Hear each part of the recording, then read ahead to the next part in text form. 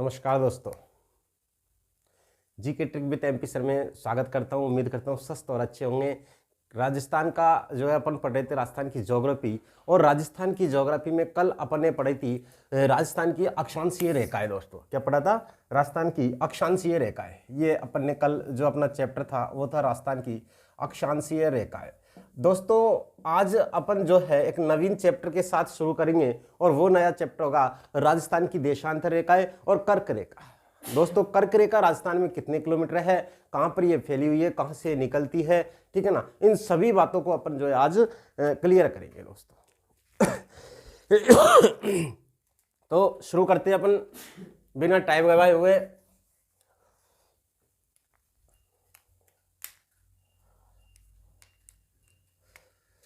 राजस्थान की देशांतर रेखा। देशांतर तो वैसे पूरी है देखो, लेकिन राजस्थान के संदर्भ में अपन पढ़ रहे हैं, तो अपन सिर्फ राजस्थान के संदर्भ में ही बात करेंगे, ज्यादा इधर उधर की बातें नहीं करेंगे दोस्तों। अपन पढ़ रहे हैं दोस्तों देशांतर रेखाएं। क्या पढ़ रहे हैं? देशांतर रेखाएं। अब देशांतर रेखा सबसे पहली बात तो ये कि इसे जो है किधर से किस दिशा की डायरेक्शन क्या है इसका, ठीक है ना। तो मैं आपको इसका डायरेक्शन बता देता हूं। सबसे पहले तो यह ग्लोब पर जो है, यह ग्लोब पर दोस्तों उत्तर से दक्षिण की ओर खींची जाती है। उत्तर से दक्षिण की ओर, दक्षिण की ओर खींची जाने वाली काल्पनिक रेखा है दोस्तों। क्या है? काल्पनिक रेखा। काल्पनिक रेखा है, ठीक है। देखो ऐसे, जैसे ये जो है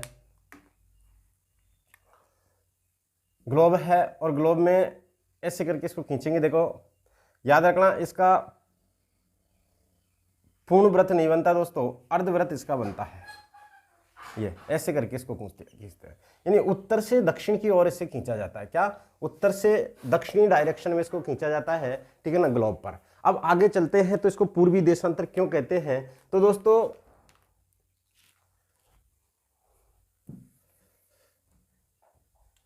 इसको पूर्वी देशांतर क्यों कहते हैं, इसका कारण मैं आपको रीजन बता देता हूं। यह देशांतर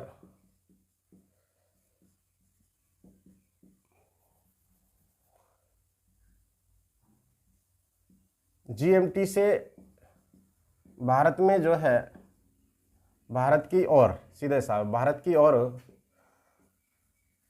पूर्वी दिशा में है। क्या है? पूर्वी दिशा में है, ठीक है ना। इस कारण इसे अपन क्या कह देंगे? इस कारण इसे पूर्वी देशांतर कहते हैं। क्या कहते हैं दोस्तों? पूर्वी देशांतर कहते हैं, ठीक है ना। ये लो साहब, पूर्वी देशांतर कहते हैं। वैसे आपसे कोई इसका क्वेश्चन नहीं करेगा कुटअप, ठीक है। अब आगे चलते हैं, तो पूर्वी देशांतर या फिर टोटली देशांतर कितने डिग्री में है? तो 360 डिग्री है। कितना है? 360 डिग्री, ठीक है। ये देखो इधर, एक बार फिर से मैं आपको बता रहा हूं, ये आ गया 360 डिग्री, ठीक है ना। एक क्वेश्चन पूछा जाता है कि 360 डिग्री देशांतर पार करने में कितना समय लगता है दोस्तों। क्या 360 डिग्री देशांतर पार करने में समय कितना लगता है? मैं पहले इसकी बेसिक जानकारी आपको बता रहा हूं, उसके बाद अपन मेन जानकारी पे चलेंगे, उसके बाद अपन राजस्थान पे चलेंगे। क्या चलेंगे? राजस्थान पे चलेंगे। देखिए इधर सबसे पहली बात यह है कि देशांतर है कितने हैं, तो देशांतर बराबर 360 डिग्री। कितने? फिर आपसे क्वेश्चन पूछा जाता है कि 360 देशांतर पार करने में समय लगता है। तो दोस्तों कितना समय लगता है? तो 24 आवर्स लगते हैं। कितने?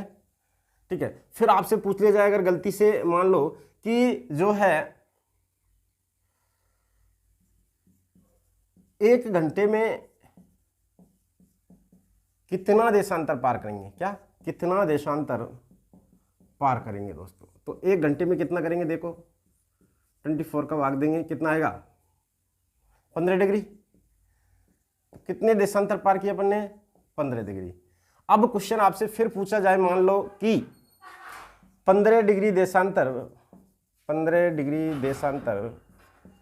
पार करने में समय लगता है। क्या समय लगता है? कितना समय लगता है दोस्तों? 1 घंटा यानी 60 मिनट। ठीक है ना। तो फिर क्वेश्चन आपसे एक और पूछ लिया जाए, मान लो कि जब 15 डिग्री देशांतर पार करने में 1 घंटा लगता है तो 1 डिग्री देशांतर पार करने में कितना समय लगेगा? क्या 1 डिग्री देशांतर पार करने में कितना समय लगेगा? 1 डिग्री देशांतर पार करने में समय कितना लगेगा? 60 में 50 डिग्री का दो, कितना? 4 मिनट। कितना? 4 मिनट लगते हैं दोस्तों। कितने मिनट लगते हैं?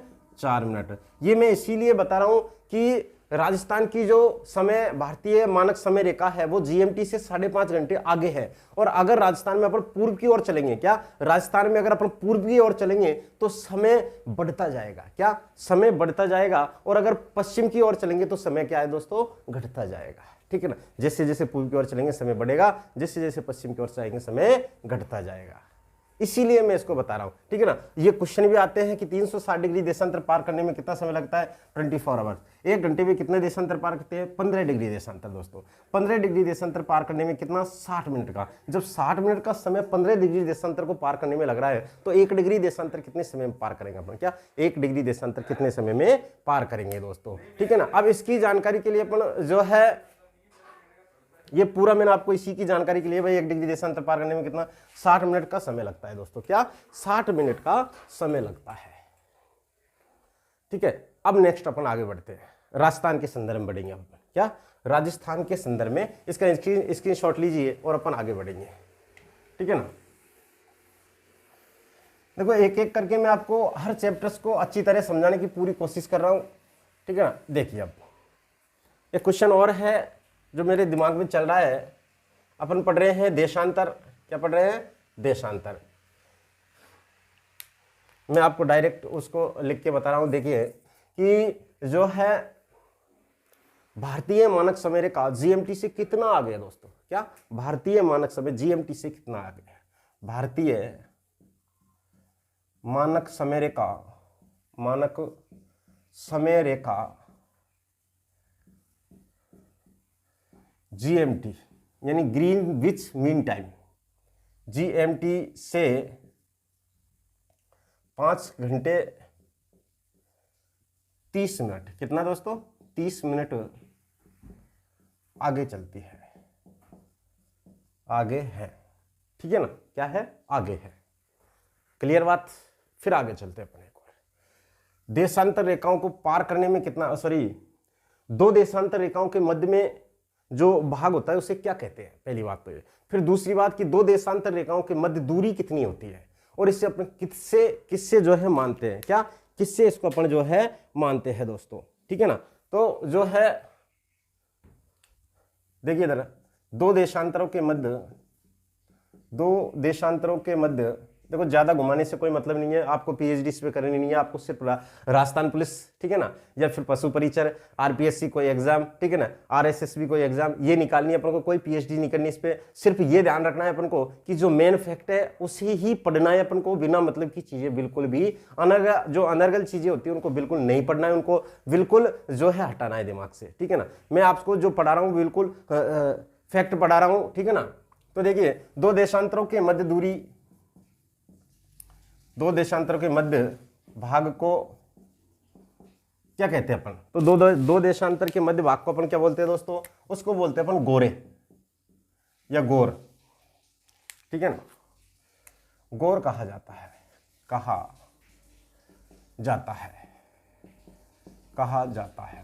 ठीक है ना। क्या कहा जाता है? गोर कहा जाता है दोस्तों। ठीक है ना। अब एक क्वेश्चन और पूछ रहा हूं मैं आपसे। देखिए इधर कि पृथ्वी की ध्रुवीय परिधि, क्या पृथ्वी की भूमध्य रेखीय परिधि, क्या रेखीय परिधि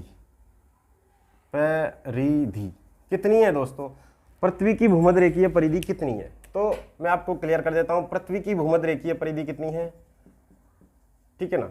अगर आपसे पूछ लिया जाए कि दो देशांतर रेखाओं के मध्य दूरी कितनी है, तो आपको कुछ नहीं करना, तो क्या करना है दोस्तों, आपको सिर्फ इसमें से जो है भाग देना है। किसका भाग देना है, तो मैं आपको क्लियर कर देता हूं किसका भाग देना है। इसमें अपन को सिर्फ और सिर्फ देखो भूमध्य रेखीय परिधि कितनी है आप, ठीक है ना। अब इसमें भाग किसका देना है दोस्तों, तो अपन को 360 का भाग देना है। क्या, 360 डिग्री का भाग देना है, यानी टोटली देशांतरों का इसमें भाग देंगे अपन। जैसे ही अपन ने भाग दिया तो अपना आएगा 111.32 किलोमीटर।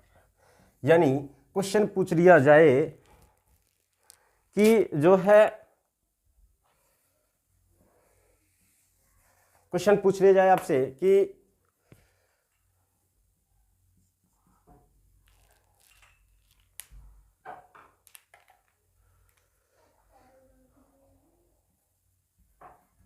दो देशांतरों के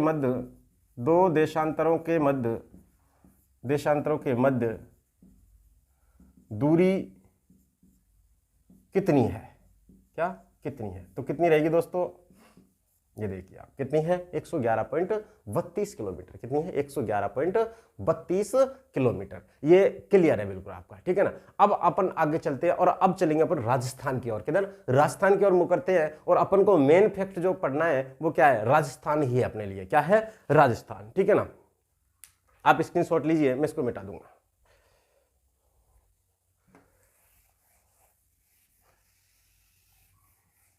चलो, अब जो अपन को पढ़ना है वो है राजस्थान। आपका क्या है, राजस्थान।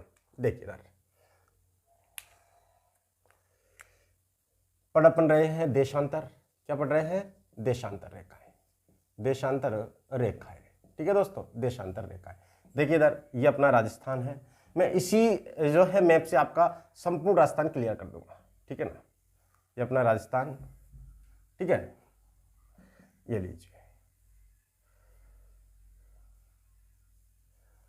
ये अपना राजस्थान है, ठीक है। और इसी मैप के आधार पर अपन जो है संपूर्ण राजस्थान को पढ़ेंगे। इधर उत्तर है, इधर दक्षिण, यहाँ पूरब और जो है यहाँ पर पश्चिम, ठीक है ना। क्वेश्चन पूछा जाता है कि राजस्थान में देशांतर कितने से कितने, इसकी स्थिति क्या है, तो स्थिति इसकी 69 डिग्री 30 से 78 डिग्री 17 है दोस्तों। किस गांव से और किस शहर से या किस जिले से कहां तक ये फैला हुआ है, तो दोस्तों जैसलमेर से धौलपुर, ठीक है ना। क्या, जैसलमेर से धौलपुर। अंदर अपन जो है पढ़ेंगे वो इस डायग्राम के माध्यम से ही पढ़ेंगे, ठीक है ना। तो देखिए इधर ये पश्चिम में 69 डिग्री 30 पूर्वी देशांतर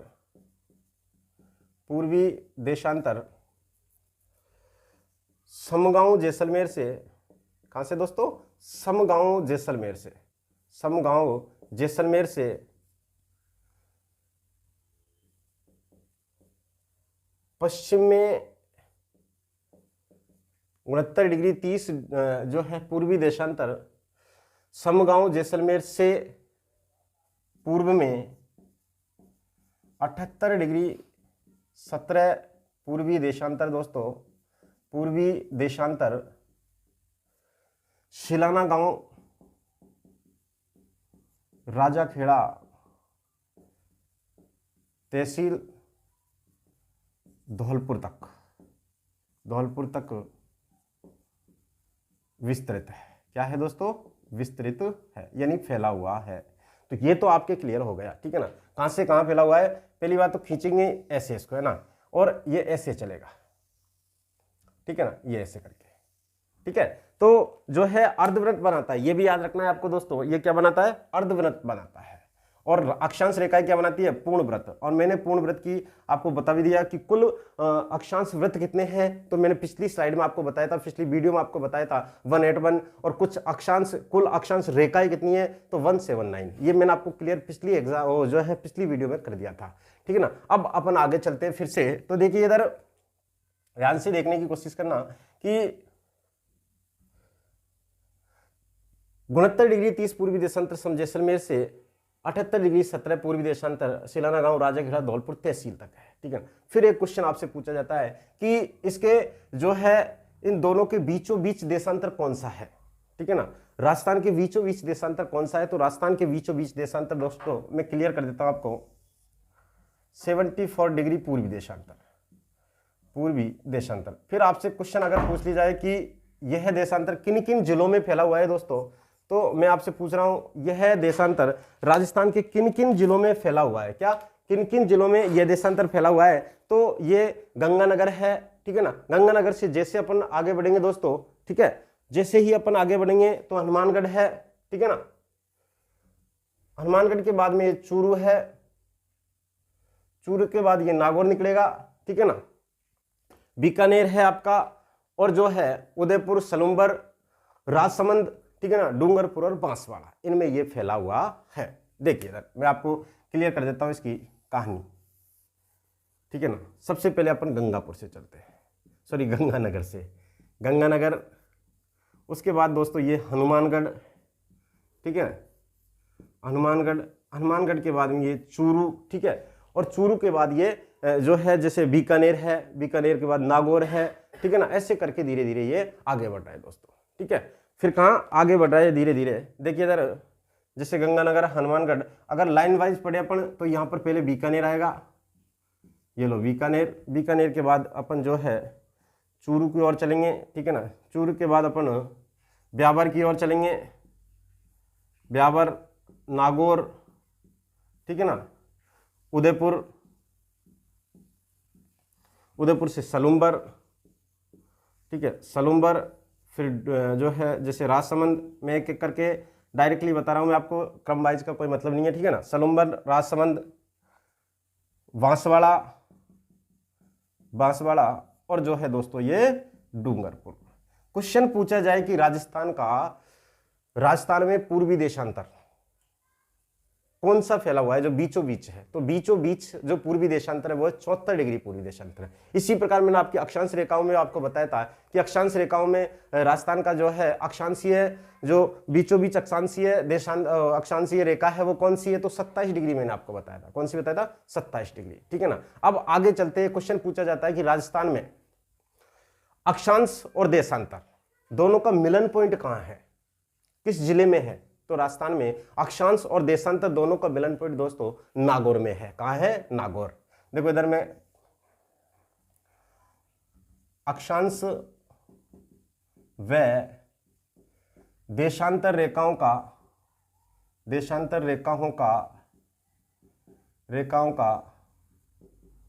मिलन बिंदु कौन सा जिला है दोस्तों, तो नागौर जिला है। कौन सा है? नागौर जिला, नागौर जिला है। मैंने जो कहा था कि राजस्थान में पश्चिम से जब पूरब की ओर अपन बढ़ेंगे तो जो है समय में भी क्या है, बढ़ोतरी होती जाएगी। जैसे इधर से इधर की ओर बढ़ेंगे तो इसमें ऑटोमेटिकली क्या है, बढ़ोतरी होती चली जाएगी। अब अपन पढ़ते हैं कि देशांतरीय विस्तार कितना है राजस्थान का, देशांतर विस्तार, ठीक है ना। तो देशांतर विस्तार को याद करने के लिए अपन को क्या है, 78 डिग्री 17 से 69 डिग्री जो है 30 घटाना पड़ेगा, ठीक है। अब कैसे घटाना है ये आपके ऊपर है, ठीक है ना। तो दोस्तों 1 डिग्री मतलब 60 मिनट, ठीक है ना। तो यहां कितने हो गए, 7 में 0 गए, चलो ये आ गए, लेकिन 1 में नहीं जाएंगे तो इसमें क्या जोड़ेंगे अपन, 60 मिनट। कितना जोड़ेंगे? 60। तो जो है 17 डिग्री पहले की प्लस 60 डिग्री और आ गए, कितने हो गए, 77 हो गए। अब 77 में से अगर ये गए तो कितना रहेगा, तो ये होगा 47 मिनट दोस्तों। कितना होगा? इस जगह पर बहुत सारे व्यक्ति कंफ्यूजन में रहते हैं, ये कैसे आया कैसे नहीं आया, क्योंकि अपन डायरेक्ट घटाते, जैसे 7 में से 0 तो 7 आ गया, फिर इसमें 1 ले लिया, यहाँ हो गए 11, 11 में से 3 गए तो कितने हो गए, 8 हो गए, जो गलत है। क्या है? गलत है। आपको इसमें 17 मिनट में जो है 60 मिनट और जोड़ना है दोस्तों, और जैसे इसमें ये जोड़ेंगे तो 77 हो जाएगा। कितना हो जाएगा? 77। 77 में से अगर 30 मिनट गए तो कितने रहे, 47 मिनट। तो ये कुल मिला के बाद कितना हुआ, ये जो है 8 डिग्री 47 मिनट। कितना हो गया? 8 डिग्री, यानी कुल मिला के बाद कितना हो गया दोस्तों, दोबारा देख लो एक बार और, ठीक है ना। इसमें से फिर ये हो गया, उधर भी नहीं जाएगा, तो वही सिस्टम रहा। क्या रहा? वही है, हर जगह आपको 60 से कन्वर्ट करना है इसको, ठीक है ना। क्या करना है? 60 से कन्वर्ट, और जैसे ही इसको 60 से अपन कन्वर्ट करेंगे तो आपका आंसर आ जाएगा जो है वही आ जाएगा 8 डिग्री 47 मिनट, ठीक है ना। ऐसे कि ऐसे ही इसको मैं बिठा देता हूं, डायरेक्ट यहां पे कर देता हूं, ठीक है ना। 40 मिनट पूर्वी देशांतर। अब मैं जो आपको क्वेश्चन समझाना चाह रहा हूं वो ये है कि राजस्थान में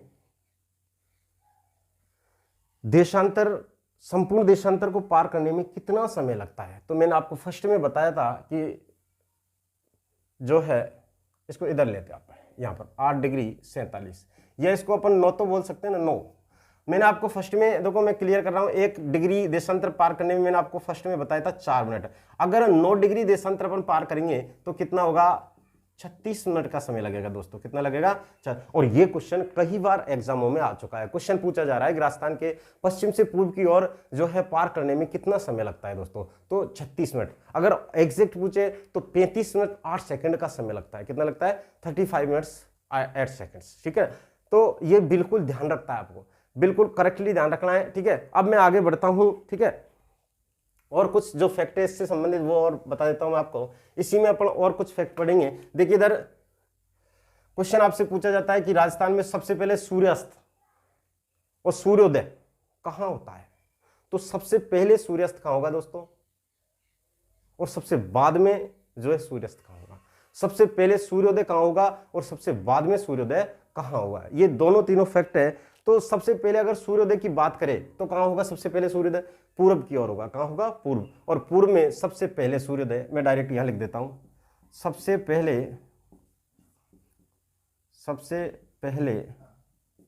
सूर्योदय कहां होता है दोस्तों? कहां होता है? ठीक है ना, सबसे पहले अगर सूर्योदय की बात की जाए तो सबसे पहले सूर्योदय कहां होगा? धौलपुर में। और सबसे बाद में अगर सूर्योदय की बात की जाए तो सबसे बाद में सूर्योदय कहां होगा? सबसे बाद में अगर सूर्योदय पूछा जाए, सबसे बाद सूर्योदय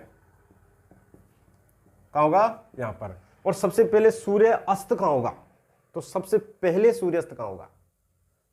सबसे पहले सूर्यास्त इनमें से कहां होगा? जहां से सूर्यास्त उदय हुआ सबसे पहले वहां पर सूर्यास्त सबसे पहले होगा। कहां होगा? सबसे पहले सूर्य अस्त यहां पर होगा और सबसे बाद में सूर्यास्त कहां होगा? क्योंकि ये लास्ट का पॉइंट पहुंच गया जो है। सूर्य अब किस दिशा में है? पश्चिम में। तो पश्चिम में सूर्योदय बाद में होगा। क्यों होगा? क्योंकि यहां पर तो वो वर्तमान में एग्जिस्ट टाइम पे है। ठीक है ना, तो सूर्योदय सबसे बाद, सूर्यास्त सबसे बाद में जैसलमेर में, और सूर्य अस्त सबसे बाद में तो धौलपुर में होगा सूर्यास्त, है ना। और सबसे कुल मिला, मैं लिख ही देता हूं यार, ऐसे समझ में नहीं आएगा आपके। सबसे बाद में सूर्योदय, सबसे बाद में सूर्योदय जैसलमेर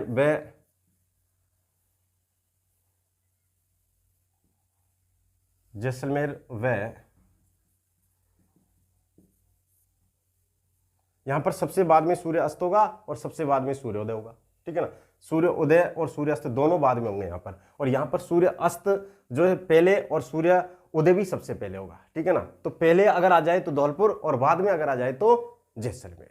ठीक है, मिलते हैं इसी प्रकार की नई नई वीडियो के साथ। ठीक है ना, अब अपन आगे जो नया जो चैप्टर लेंगे, नई जो वीडियो लेके आएंगे, वो वीडियो होगी आपकी कर्क रेखा की। किससे संबंधित? कर्क रेखा। और उस कर्क रेखा से संबंधित जितने भी आपके क्वेश्चन होंगे, मैं संपूर्ण क्वेश्चनों को उसी वीडियो के तहत जो है क्लियर कर दूंगा। ठीक है ना, तब तक के लिए नमस्कार। इन वीडियो को शेयर करना न भूले, और जिन्होंने अपना चैनल दोस्तों सब्सक्राइब नहीं किया वो इस चैनल को सब्सक्राइब जरूर करें। थैंक यू, नमस्कार।